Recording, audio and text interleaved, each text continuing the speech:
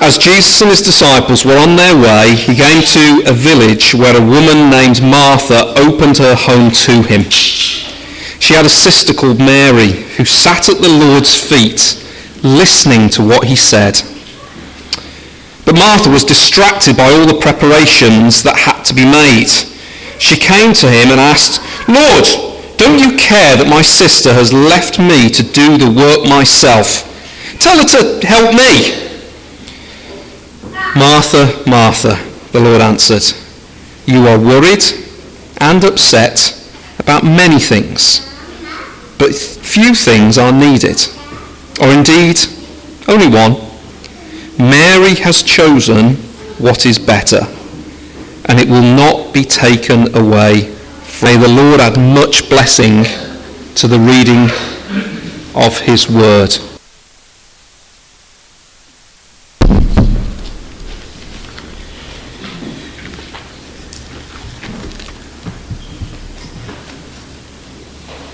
Great. Well, my name's Tim, and it's great to be able to share this word. I feel that I'm going to have to kind of undo an impression of Martha, that she isn't pink-haired. It would seem like the evil stepmother from Cinderella, but we'll see how we see what she's like as we look at this. But as we start, I wonder what your friends might say, or perhaps your spouse would say, if you asked them, "Do I listen attentively, actively, really listen? Or do I tend to be kind of too busy to listen, get easily distracted and miss or misunderstand what is said?" And so I took the plunge and I asked Dorcas whether I listen. And she graciously said that I'm getting better, but too often when she talks to me, I've got my head in the laptop or I've got my earphones in, and what she'd like is for me to stop, put down whatever it is that I'm doing, and give her my full attention.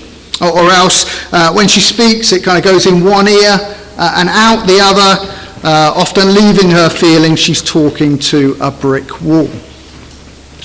So slowing down, tuning our ears in, and actively listening is a lost art. Communication experts say that listening is the first vital half, and often the missing half of any good conversation.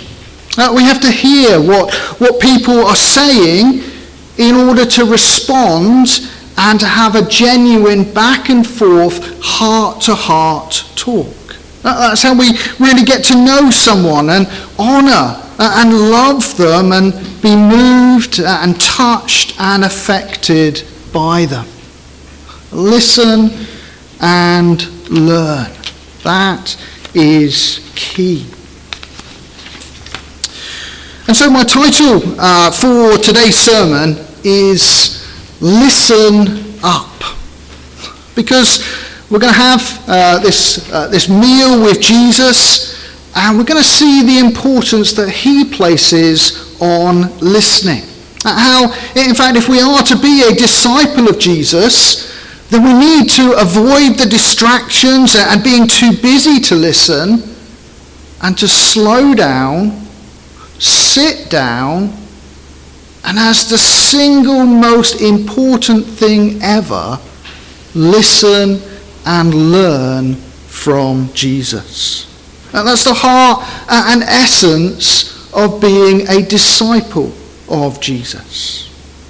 And so we're at the end of Luke chapter 10 today, sentences 38 to 42, and we're in the house of these two sisters, Martha and Mary, about to have this meal with Jesus.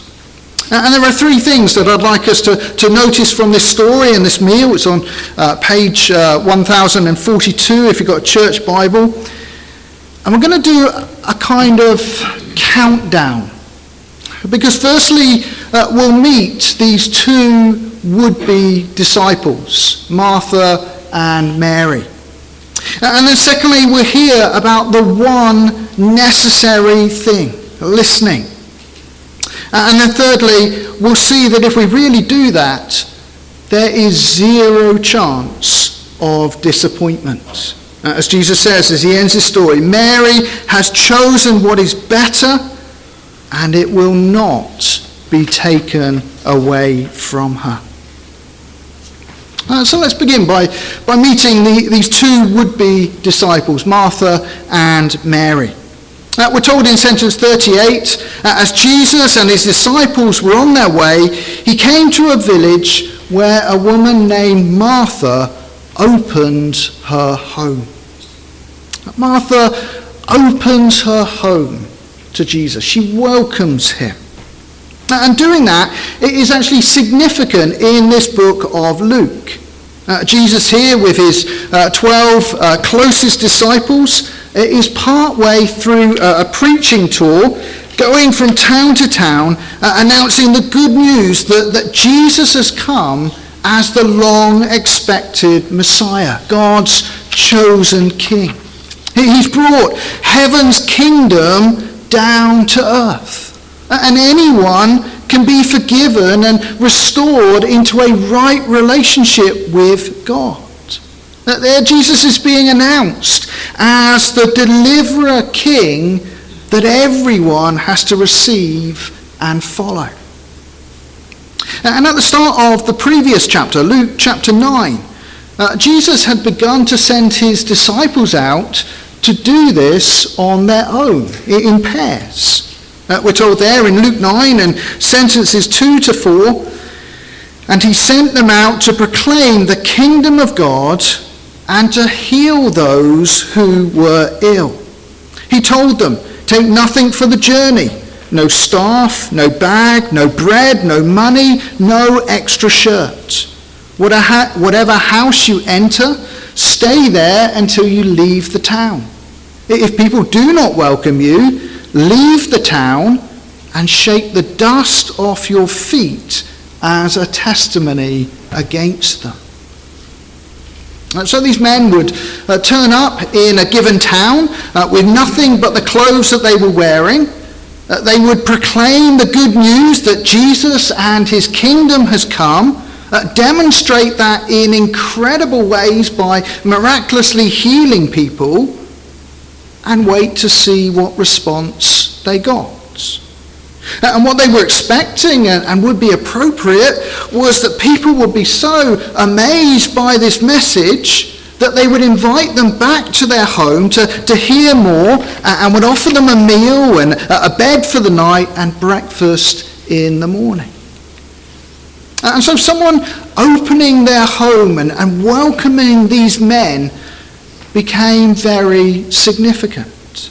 It showed that they were opening their hearts and their lives to Jesus, not just their homes, accepting the message that Jesus is God's chosen king and being willing to identify as one of his followers, his disciples. Towns where nobody was willing to welcome Jesus, and these men were rejecting Jesus as king. And as demonstrated by these men being told to shake the very dust of that town from their feet, these people who were rejecting Jesus would be rejected by Jesus. They would be cast off and have no part in his kingdom. And so by Martha and her sister Mary opening their home to Jesus, they are demonstrating that they are would-be disciples. And it was expected, particularly in that very hospitable society, that these sisters would provide a meal for Jesus and his 12 disciples. And as anyone who has hosted or ever cooked for house group knows, that having 13 extra people just turn up in your home for a meal is no small undertaking. And so Martha sets about preparing the meal. But we read, Mary, in sentence 39, sat at the Lord's feet, listening to what he said. Now we have to appreciate some of the cultural norms and expectations of the day. Women, sadly, were second-class citizens. Their place was very much in the kitchen. They slaved away while, after a day's work, the men sat around discussing the important things of the day. And so it's very unusual, and indeed it is shocking for Mary to be sat at the Lord's feet, listening to what he said. That was a man's domain, with women sadly being banished to the kitchen.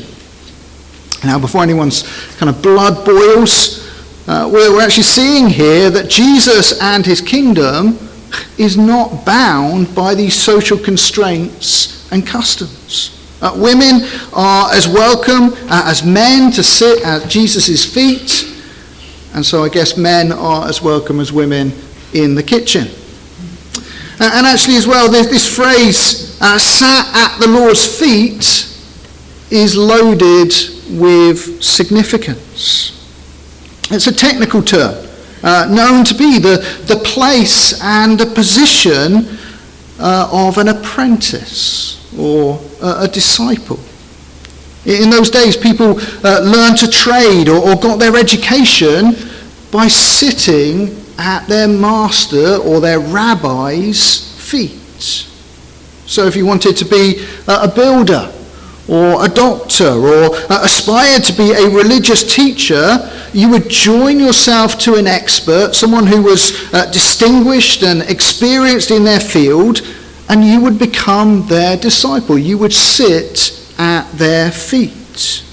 Often you'd literally live with that person as a member of their household, spending all day, every day in their presence, seeing how they lived and worked, and learning your trade or profession in a very hands-on, life-on-life way. At this time of training or preparation could last years, but slowly but surely the apprentice would pick up the skills and the aptitudes that they need to do their job. In fact, more than that, the aim was for them to be with their master or their rabbi so much that they began to think and act and become like them in every respect. That's what came about as you sat at your master's feet, listening and learning from them. And so the fact that Martha welcomes Jesus into her home and Mary goes and sits at Jesus' feet to listen shows that both of these women are would-be disciples of Jesus. And Jesus is going to use this occasion to show us clearly what is at the very heart, the very core of being one of his disciples, a follower, an apprentice of his. And so secondly, let's think about one necessary thing. Because we're told in sentence 40, but Martha became distracted by all the preparations that had to be made. Perhaps to begin with, she was listening in from the kitchen. She clearly did want to be a disciple. She wanted to hear what Jesus had to say, but felt she needed to get the meal ready first. As I say, cooking for at least 13 extra, in this case unexpected guests, is no small undertaking. And with this pan boiling and those veg to peel, the meat to roast, the washing up to be done, the table to lay, it all became overwhelming and all-consuming. And Jesus talking in the other room, and Mary sat at his feet. In a sense, that became the distraction. The distraction that was keeping her from being able to concentrate on cooking this meal. How long had that pan been boiling?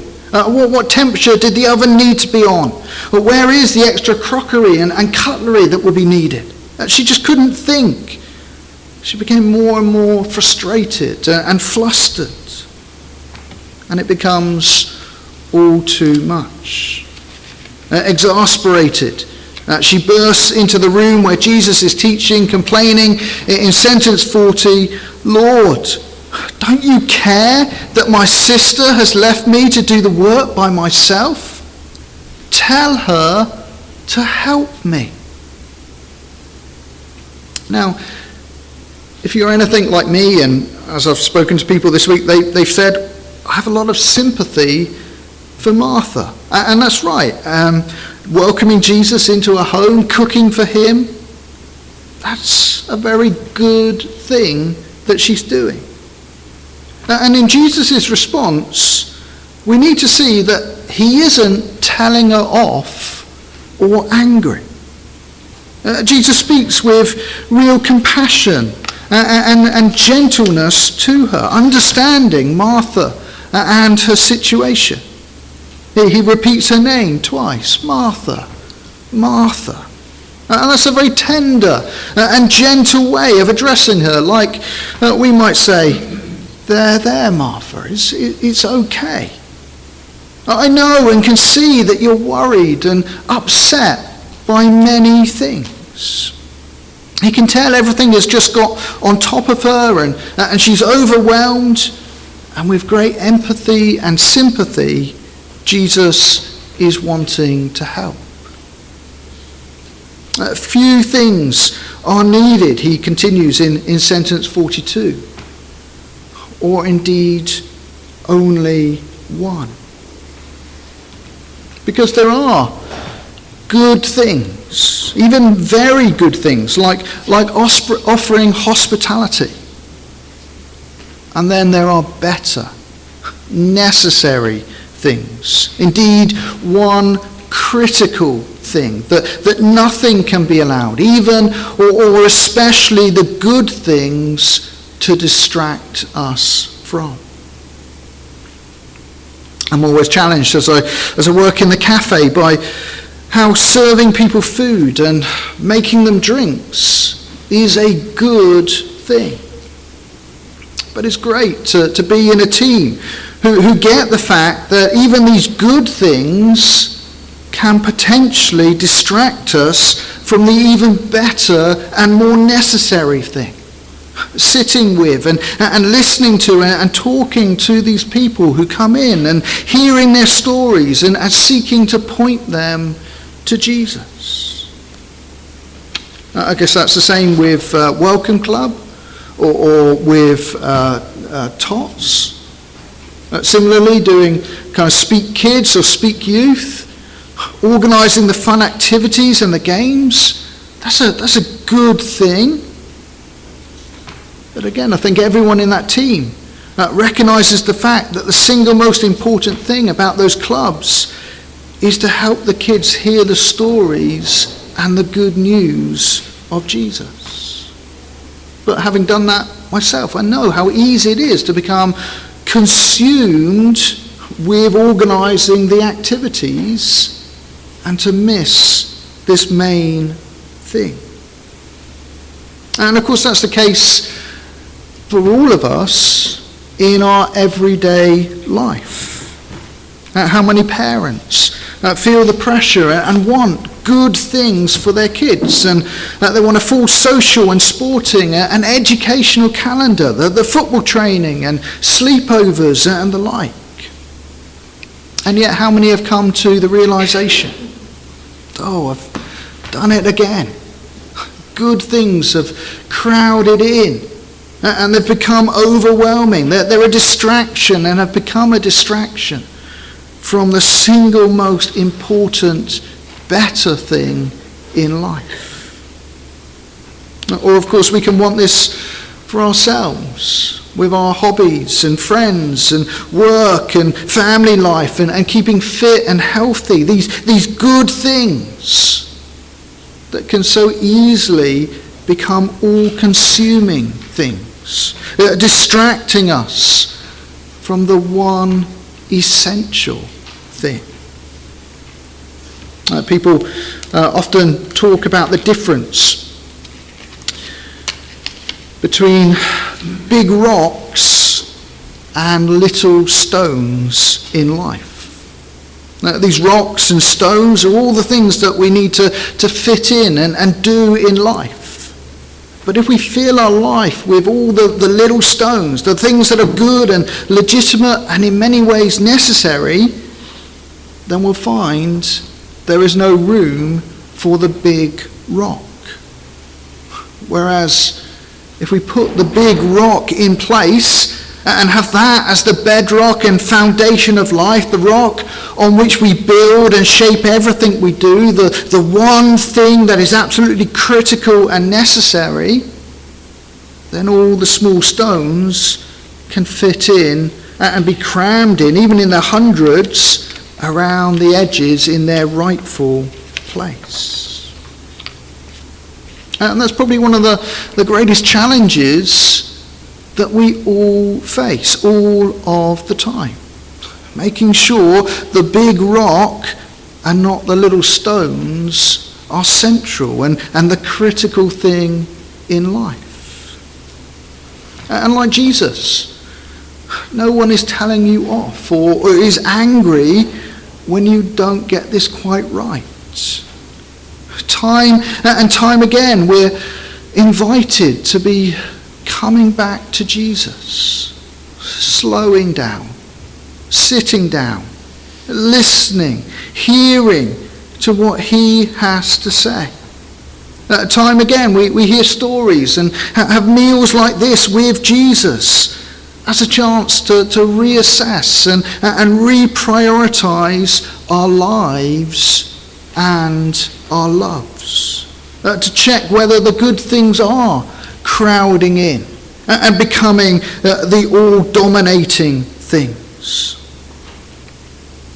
And with that, what we also so desperately need and shouldn't be surprised or offended when they do is friends, is brothers and sisters in Christ who will check in and perhaps even challenge us, maybe repeatedly, as to what our priorities are.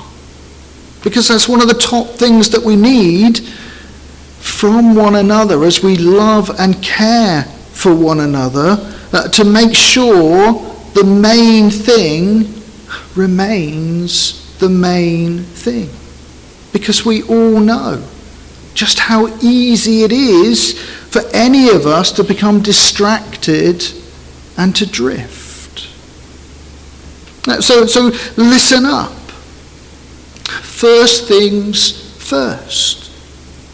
Jesus is telling us through this story and meal that the one thing we all need is to be slowing down, tuning in our ears, and listening to Jesus, sitting at his feet, being like an apprentice disciple who listens and learns from their master, their rabbi, in a one-on-one, life-on-life way.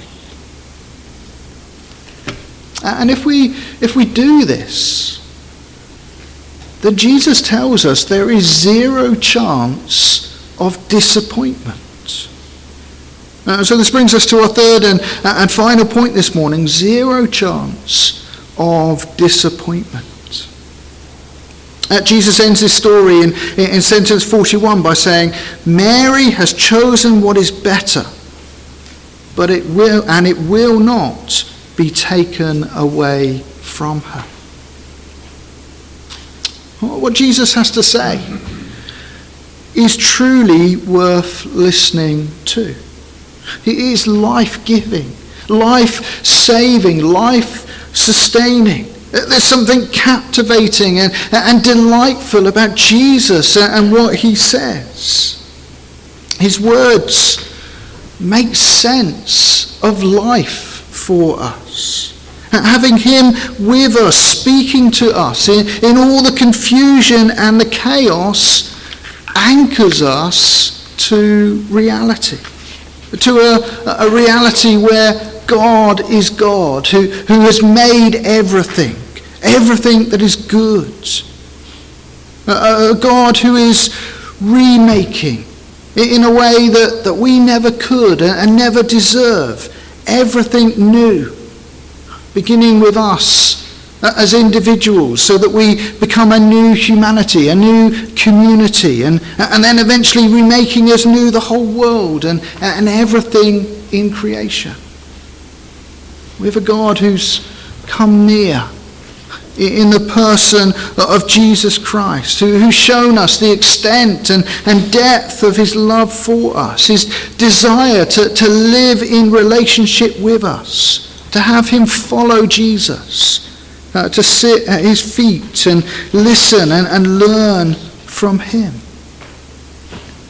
So often, as I say, we're captivated, we're preoccupied with other things, good things. We can even be taken up with doing things for Jesus. But the one thing necessary is that we learn from Jesus so that we are taken up with Jesus himself. He wants us to hear about who he is, what he has done, so that we can be satisfied and content in him. All too often we're satisfied in anything else, in doing things for Jesus, in getting things from Jesus. And because we're not slowing down and sitting down and really listening and learning from Jesus, we're missing, we're misunderstanding what he's all about, what he wants most from us. A relationship with him. He wants our hearts, our love for him. He wants to know us and for us to know him. Doing things for Jesus, getting things from Jesus in and of themselves are not going to satisfy. They'll leave us captivated and delighted by the things that we're doing, preoccupied and anxious, rather than captivated and delighted by Christ. Only sitting and listening, learning and deepening in relationship and love with him, truly knowing him, is going to satisfy and will never disappoint, will never be taken away from us. We've been saying how easy it is for any of us to be distracted by the busyness of life.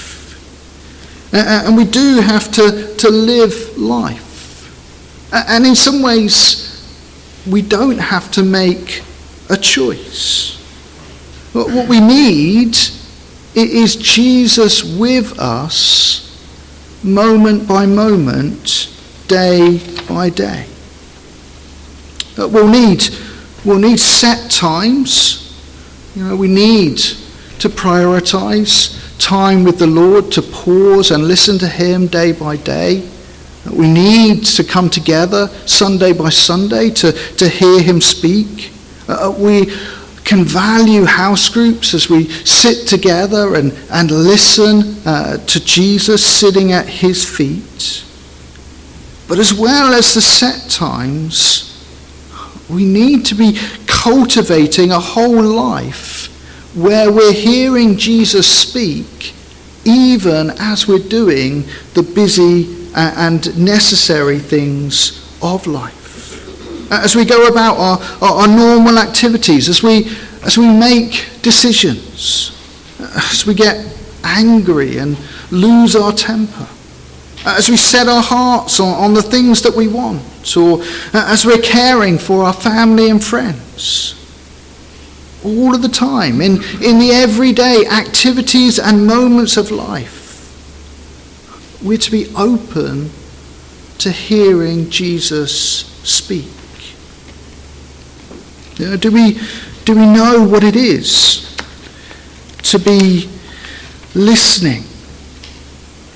To be listening as we make those decisions. To be listening even as we find ourselves getting angry. To be listening as we set our hearts on something and decide that that is what it is we're going to go after and pursue. As we care for our loved ones and our family. Is Jesus in the middle of those things? Or is he pushed to the side and forgotten so that the busyness and the anxieties of life do crowd in and overtake? He is the very present Saviour in the room with us. And yet, like Martha, we can be oblivious to him. He's there.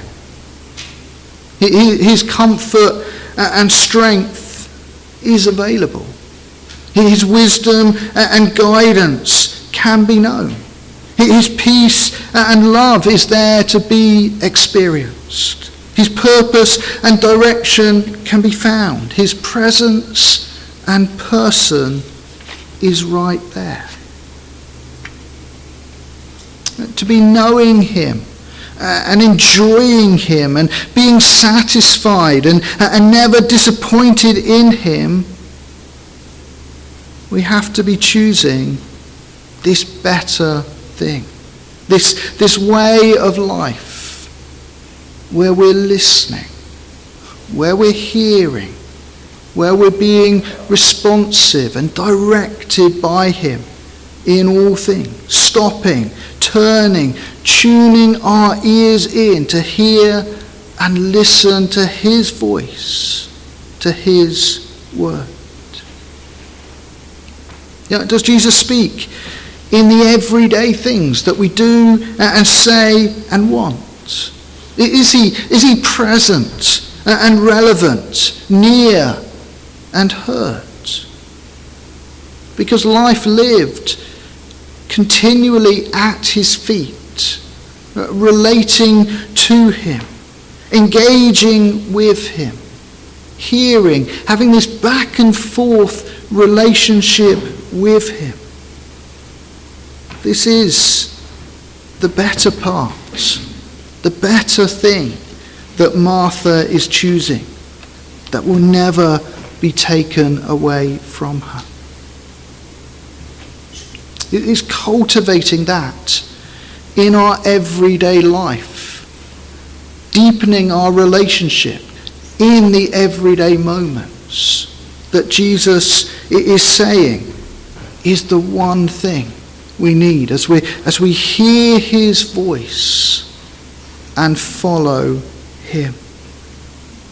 Having Jesus, knowing and hearing Jesus, even above doing things for Jesus or getting things from Jesus, that is the better choice, the satisfying, delightful, never to be lost choice, as moment by moment our relationship with the Lord deepens. May we be growing in the art of listening actively, attentively, responsively, continually. Amen.